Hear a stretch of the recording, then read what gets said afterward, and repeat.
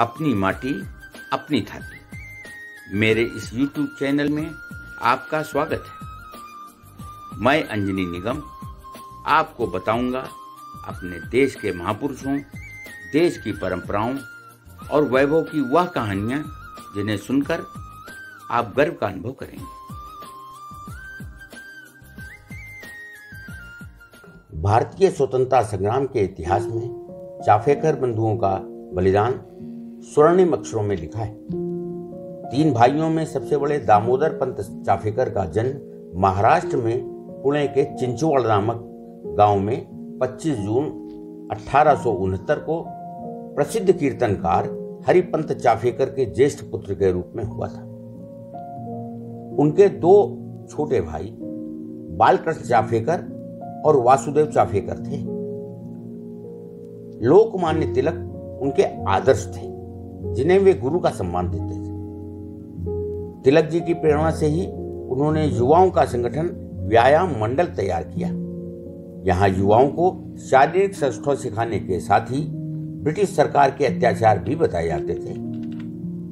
किसी अत्याचार अन्याय के संदर्भ में एक दिन तिलक जी ने चाफेकर बंधुओं से कहा, शिवाजी ने अपने समय में अत्याचार का विरोध किया था, किंतु इस समय अंग्रेजों के अत्याचार के विरोध में तुम लोग क्या कर रहे हो? बस इतना सुनते ही तीनों भाइयों ने क्रांति का रास्ता चुन लिया। दामोदर पंत तो पहले ही मुंबई में रानी विक्टोरिया के पुतले पर तारकोल पोत गले में जूतों की माला पहनाकर अपना रोष व्यक्त कर चुके थे। आखिर 22 जून 1897 का वह दिन आ गया जिसका चाफेकर बंधु अपने मित्र महादेव गोविंद विनायक रानाडे के साथ इंतजार कर रहे थे। दरअसल सन 1897 में पुणे नगर में प्लेग जैसी भयंकर बीमारी फैली।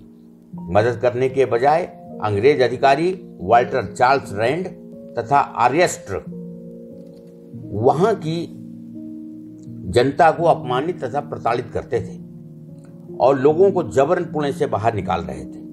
महारानी विक्टोरिया की षष्ठी पूर्ति के अवसर पर पुणे के गवर्नमेंट हाउस में 22 जून 1897 को राज्यारोहण का हीरक जयंती समारोह मनाया जा रहा था।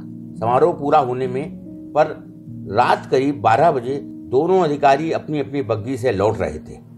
तभी पहले से इंतजार कर रहे दामोदर हरि चाफेकर रैंड की बग्गी के पीछे चढ़ गया और उसे गोली मार दी। उधर बालकृष्ण हरि चाफेकर ने भी आर्यस्ट्र पर गोली चला दी। आर्यस्ट्र तो तुरंत मर गया। रैंड ने 3 दिन बाद अस्पताल में दम तोड़ा।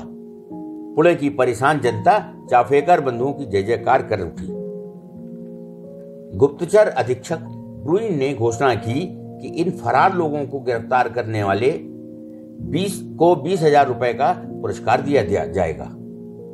चाफेकर बंधुओं के क्लब के गणेश शंकर द्रविड़ और रामचंद्र द्रविड़ ने पुरस्कार के लोभ में अधीक्षक ब्रुइन को चाफेकर बंधुओं का सुराग दे दिया। इसके बाद दामोदर हरि चाफेकर तो पकड़ लिए गए, किंतु बालकृष्ण हरि चाफेकर पुलिस के हाथ न लगे। सत्र न्यायाधीश ने दामोदर हरि चाफेकर को फांसी की सजा सुनाई। जेल में तिलक जी उनसे भेंट कर और गीता भेंट की। 18 अप्रैल 1898 को प्रातः वही गीता पढ़ते हुए दामोदर फांसी के तख्ते पर लटक गए। उधर बालकृष्ण चाफेकर ने जब यह सुना कि उसको गिरफ्तार न कर पाने से पुलिस उनके सगे संबंधियों को सता रही है, तो वह स्वयं पुलिस के सामने पहुंच गए। बाद में तीसरे भाई वासुदेव चाफेकर ने अपने साथी महादेव गोविंद विनायक रानाडे को साथ लेकर उन गद्दार द्रविड़ बंधुओं को 9 फरवरी 1899 को घेर कर गोली मार दी। पकड़े जाने के बाद वासुदेव चाफेकर को 8 मई और बालकृष्ण चाफेकर को 12 मई 1899 को यरवदा जेल में फांसी दी गई। बालकृष्ण चाफेकर 1873 और वासुदेव चाफेकर 1880 में जन्मे थे।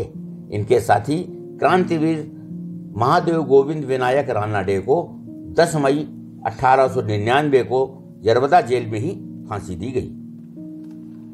तिलक जी द्वारा प्रवर्तित शिवाजी महोत्सव तथा गणपति महोत्सव ने इन चारों युवकों को देश के लिए कुछ कर गुजरने के लिए क्रांति पथ का पथिक बना दिया। उनके बलिदान पर लाला लाजपत राय ने लिखा, चाफेकर बंधु वास्तव में भारत के क्रांतिकारी आंदोलन के जनक थे।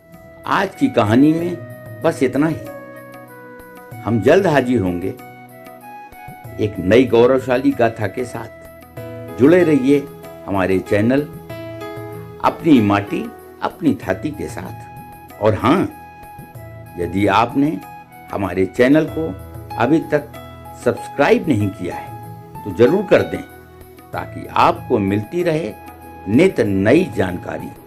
नमस्कार।